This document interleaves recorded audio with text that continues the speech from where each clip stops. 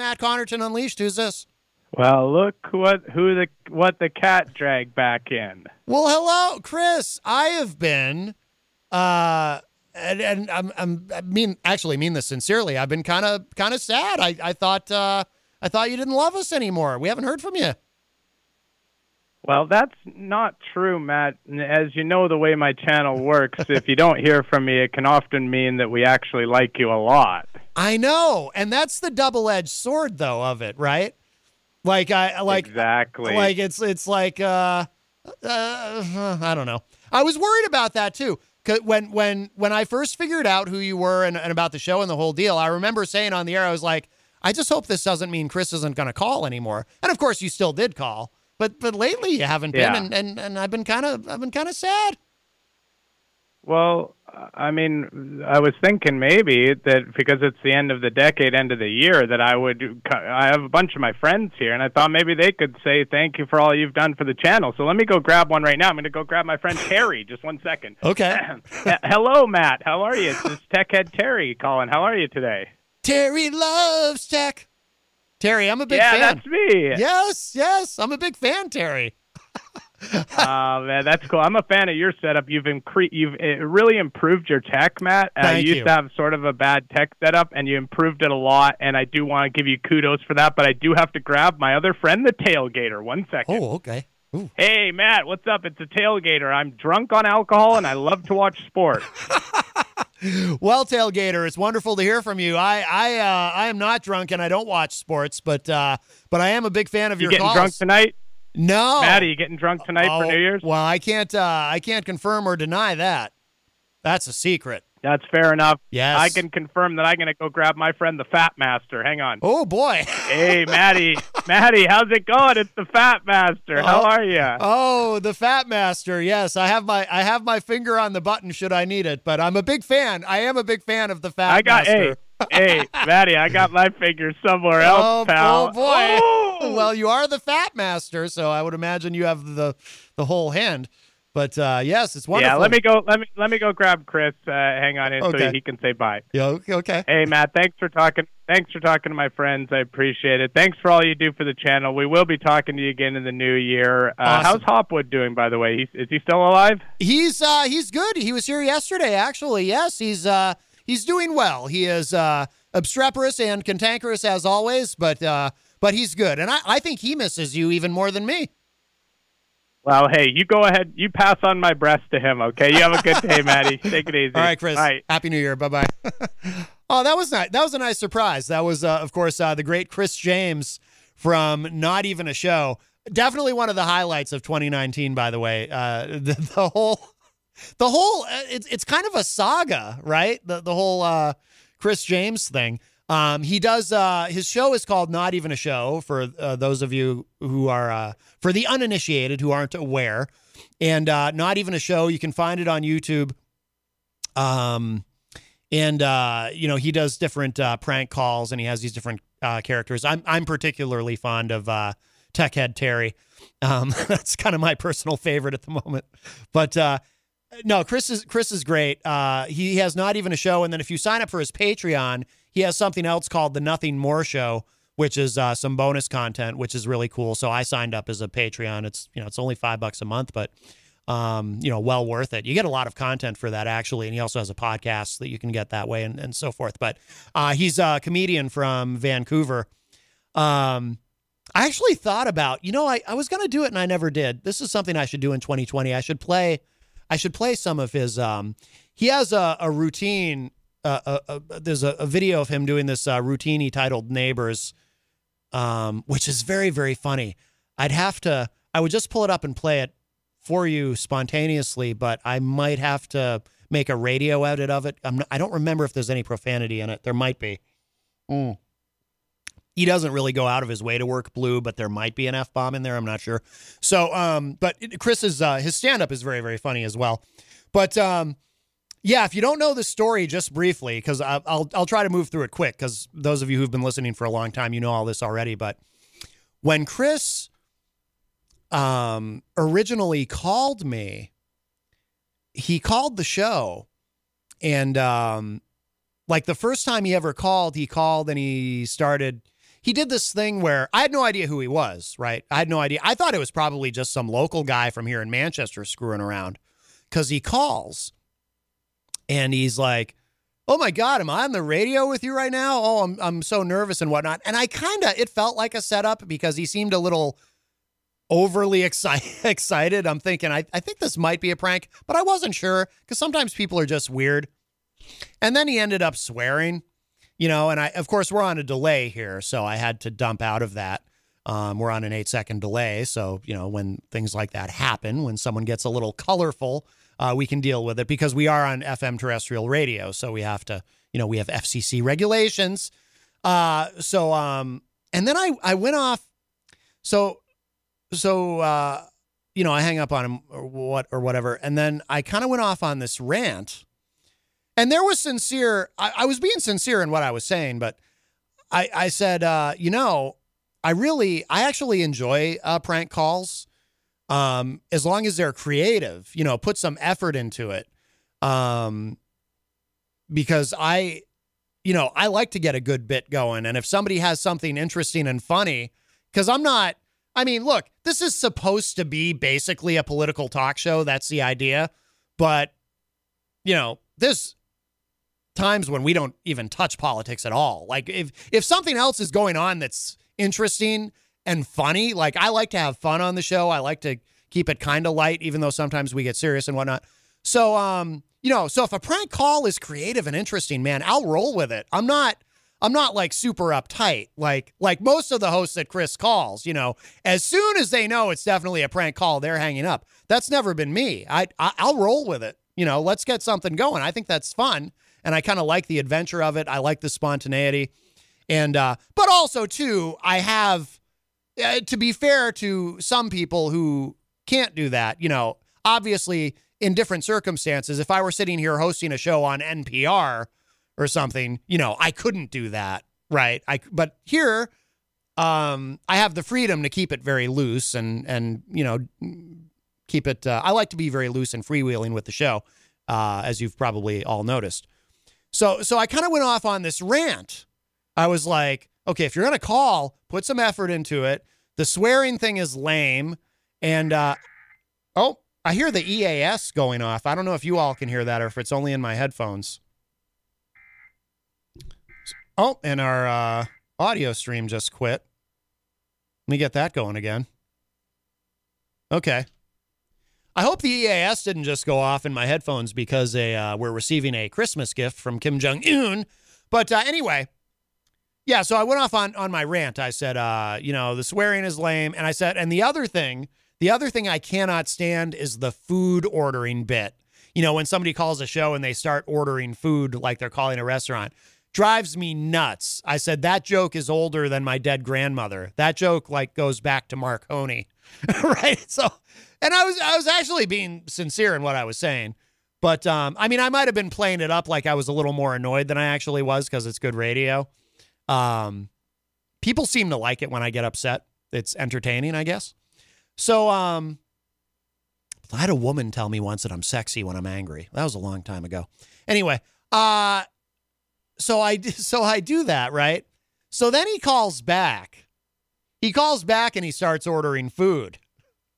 Now, and then he hangs up. Now this time, I'm like, okay, well, he did the very hack thing that I was complaining about. He called and ordered food, but he only did it because I was complaining about it. So he was doing it ironically. So because he was doing it ironically, I can't really hold it against him. So I guess that's kind of funny. So then he would continue to call from time to time. But he started to get the calls just got really creative and interesting, and he'd have these different characters, and he would call as Jason from Idaho. That's one of his characters. He's actually in Vancouver, Canada, but he'd call as Jason. He started harassing Hopwood, and what Chris seemed to realize, he and I started to develop this weird rapport, even though we had gotten off to a really bad start. And I think there were a couple of reasons for that.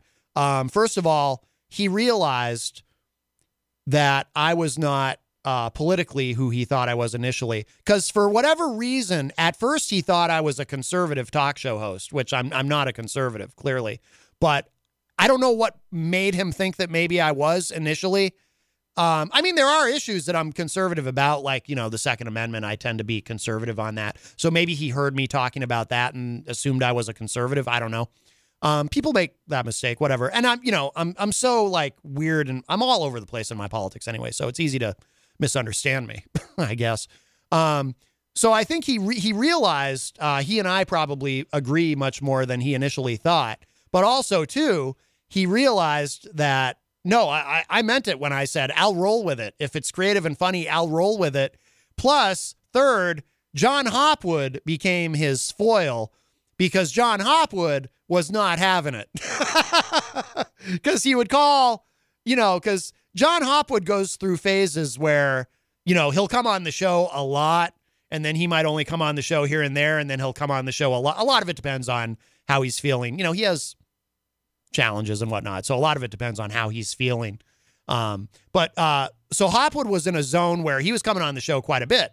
So Chris would call when Hopwood was on, and Hopwood would get really annoyed with Chris and get like really triggered by him, which was gold. In fact, the entire virtual John Hopwood soundboard that I created, with like, yeah, well, let's say it. Come and say it in person. Or I don't know who that is, and I don't care. Or this one. Listen to somebody. I'm not just saying Lenny Bruce or something, and get a better routine. The entire John Hopwood soundboard that I made, all of those clips, and there's like, wow, actually, there's like there's probably 40 of them here. They all came from one conversation, one interaction that John Hopwood had with Chris James on the show. So Chris and I ended up becoming friends. I actually was a guest on another show that he does on Twitch called No Prank Radio. And there's another interesting twist to the story, though. But let's take this call first, and we'll come back to that. Hi, welcome to Matt Connarton Unleashed. Who's this? Easy G calling back. Easy G. See, I knew you were going to call. I wasn't going to call back, but I was thinking that you had your phone call there from Vancouver. Yes. And I was thinking of a funny phone call. It had to be my boss Nicole calling from Creamland. Oh, that's right. I had forgotten about that. Boy, this past summer. That was another highlight. We were making fun of Creamland and Goldenrod. Wearing the T-shirts. That was another highlight of 2019. Yes, right. Oh, boy. I think that Cropper story was after she called, though, wasn't it? Oh, that was way after, yes. The Creamland pooper. Yeah, but that was funny when I was in the good graces of the boss. She called the radio station, and I think it was the first time she had ever called any radio station. Yes. If I remember the story right. Oh, well, I don't know. And then you got fired. I know she caught you off guard. Yeah, she did. Yeah, I wasn't expecting that phone call that day from her. That is true. That is true. It was. I know probably the highlight lovely. was that guy from Vancouver, though, because he has his own radio show. And oh yeah, once you found out. Yeah. No, that I was. have to admit. Yeah, that was. But as far as a local highlight, I would have to say that my boss calling from Greenland, that was pretty funny. I didn't hear it live. I heard it later, and she had it on her phone the next day. Yeah. Because she called me, I was over at the laundromat at the time, because over my old place. Yeah. The great thing... You never guess who I called. I said, I don't know. I said, Matt from the afternoon guy. I said, oh, my God, really? The great thing about the whole Creamland Goldenrod bit, too, was that it actually... It was pretty funny. It encompassed both shows, both this show and the morning show. We were all involved in it, so that made it... It was pretty funny when Daryl got the Goldenrod T-shirts, yes. And then... Yes. Like a week later, you wore the Creamland, and I think it was pretty funny. Yeah. Granted, my job crushed and burned. That part wasn't funny, but well, we all knew that's how the whole bit was going to end, was with you being unemployed. Yeah. All righty. Happy New Year. All right, Easy G. Happy New Year to you. Take care. So so we'll just finish the Chris James story though. So the other fun twist though to the whole thing was how I figured out. because I didn't know. Even once he and I got to be friendly, and John Hopwood became his, or he became Hopwood's antagonist. I still didn't know his true identity, or that he had this show called Not Even a Show, or that he had No Prank Radio, or the Nothing More Show on his Patreon. I didn't know any of that yet. The way that I found out is odd. Here's how I figured it out. If you haven't heard this story, this is kind of wild. It's funny how life just unfolds.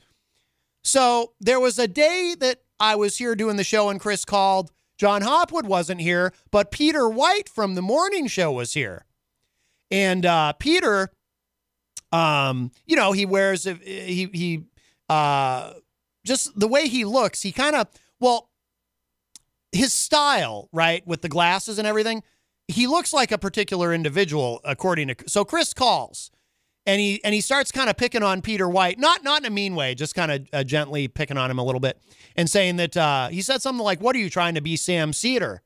Because Peter kind of that day particularly looked like Sam Cedar.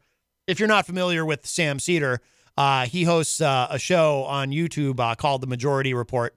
And it's he and Michael Brooks, and there's other folks on there, and it's a very liberal talk show on YouTube, and they're on weekdays. But Chris said that, and I had to show Peter wasn't familiar with Sam Cedar, but I said, well, if you look him up, I said, oh my God, you do look like Sam Cedar. Look him up.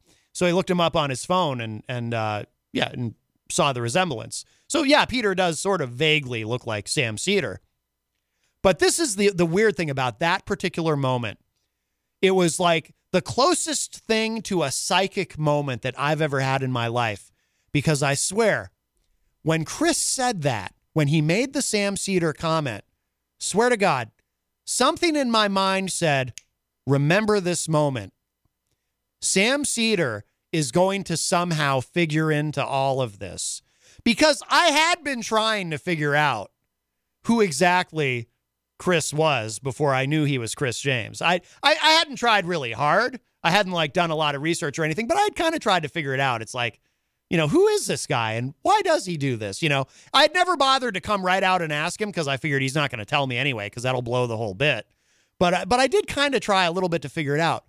But when he made the Sam Cedar comment to Peter, I swear, something in my mind said, this will be important later. I don't know how or I don't know why, but remember Sam Cedar.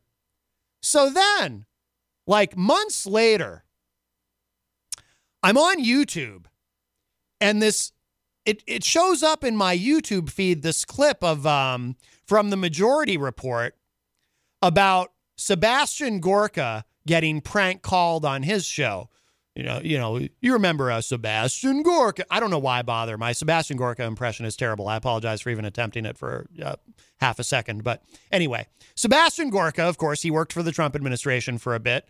He hosts a national radio show. I think it's just weekly.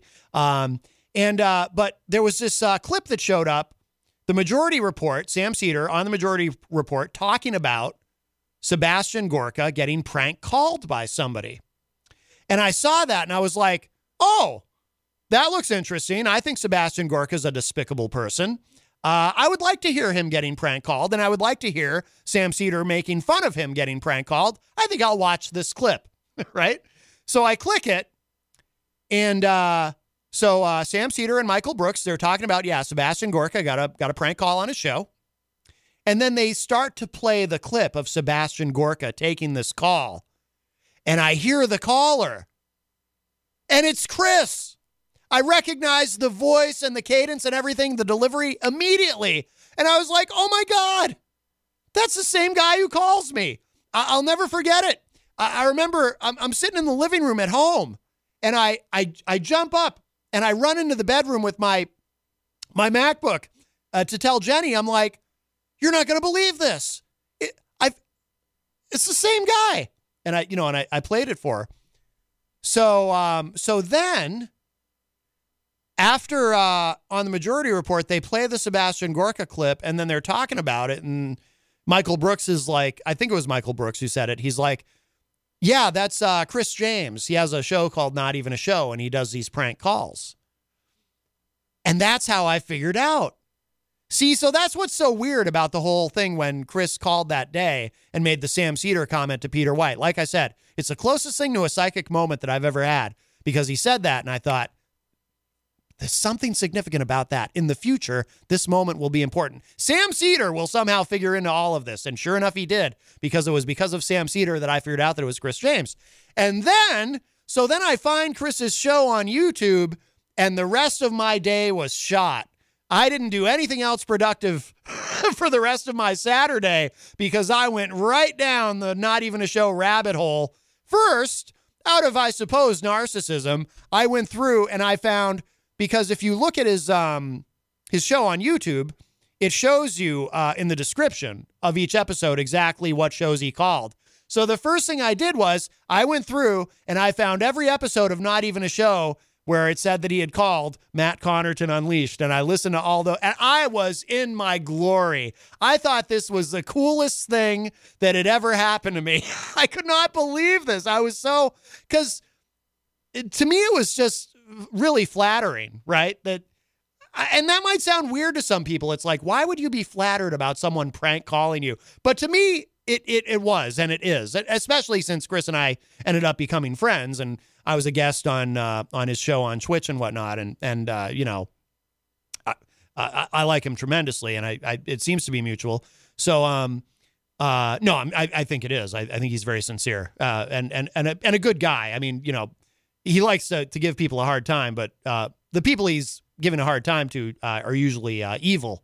So, and people like me, he's nice to. So, you know, how can you not love that? So anyway, but yeah, so I went through and I listened to every single one. And then I went back and I started listening to the ones, or watching the ones where he didn't call my show. But I just enjoyed all of it so much. And then I signed up for his Patreon, and then I got to be a guest via phone, of course, because he's in Vancouver. He does No Prank Radio on Twitch. If you're not familiar with Twitch, you can check it out. It started as really more of a platform for gamers, but but people do shows on there too. And anyway, that's the whole Chris James saga. Yeah. So anyway, but I don't hear from him as much now, because I think it's probably not as much fun to call me, because most of the people he calls, he actually has a rating system now for the host. Like there's green, which is good host, which is me. I'm a good host. There's a few other good hosts that he calls. Then there's, I think it's orange is not great host. And then there's red, which is bad host. Most of the hosts that he calls are red. And those are people like Sebastian Gorka and people who are like super right wing and whatnot. Because Chris is pretty liberal from what I can glean. So anyway, that's the whole Chris James. That was probably the highlight of my 2019, was Chris James of Not Even a Show. Anyway, I know I said I was going to tell that story very quickly, because I know so many of you already know it, and then I ended up telling the whole thing. But whatever. Happy New Year.